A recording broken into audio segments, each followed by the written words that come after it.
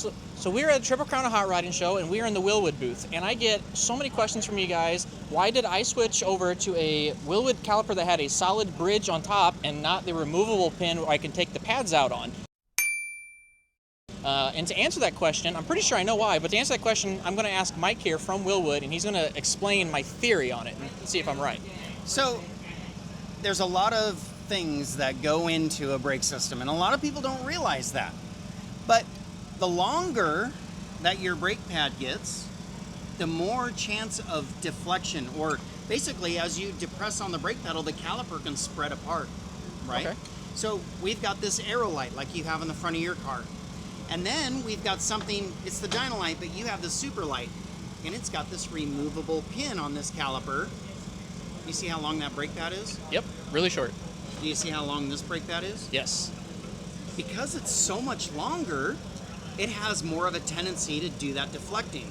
So what we do is we do that closed bridge to keep the caliper more rigid. Okay. So that we don't have that problem. Compliance is a no-no in brakes. Yep. Less compliance, the better the brake pedal is going to feel and the better the car is going to stop.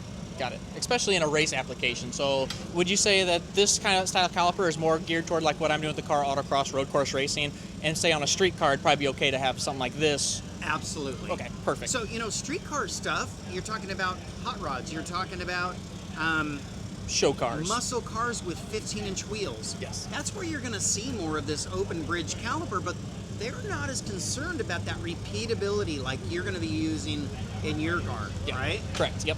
So the other thing that we wanted to touch on is repeatability. Yeah. Why is your rotor so big? For heat. That's how we manage the heat. Yeah. So we can go lap after lap and just keep using the brakes, and then the rotor becomes our radiator.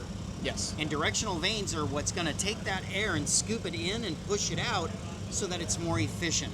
Okay. Right? Yep. So as that efficiency is happening, what ends up happening to a rotor? What does it do when it gets hot? Well, the heat's got to go somewhere, and it expands and contracts. So as that rotor gets hot, it wants to expand. And as it expands, we start having problems because now we've got your caliper on a tangent. Yes. The rotor's spinning, and as we clamp down on the rotor, what does it do to the rotor? It pulls it apart. So it wants to start stretching, especially in the very hottest point of where the rotor has got the middle of your pistons, is in the middle or the annulus of your rotor. Okay.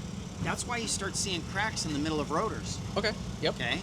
Now on this rotor, because it's a SRP drilled and slotted, we wouldn't use this on, say, your car because we don't want to take mass away. We need all of that radiator, right? Correct. Yep. But as you keep tracking your car, you're going to start noticing that there's going to get little tiny spider web cracks. Yep. That's good. Okay. Good, really, because most people think it's bad. They think that that's bad, but that's good. That means that we're managing the temperature properly. Okay. The center of the rotor is what's getting the hottest. And then if it comes back down and they're little tiny checks, we're good. When we start getting the big fissures, that's when you got to send me some pictures, and then I say, hey, wait a minute, you're doing something wrong here. Okay. Or what happens a lot of times is you're going too fast for that brake pad. Okay.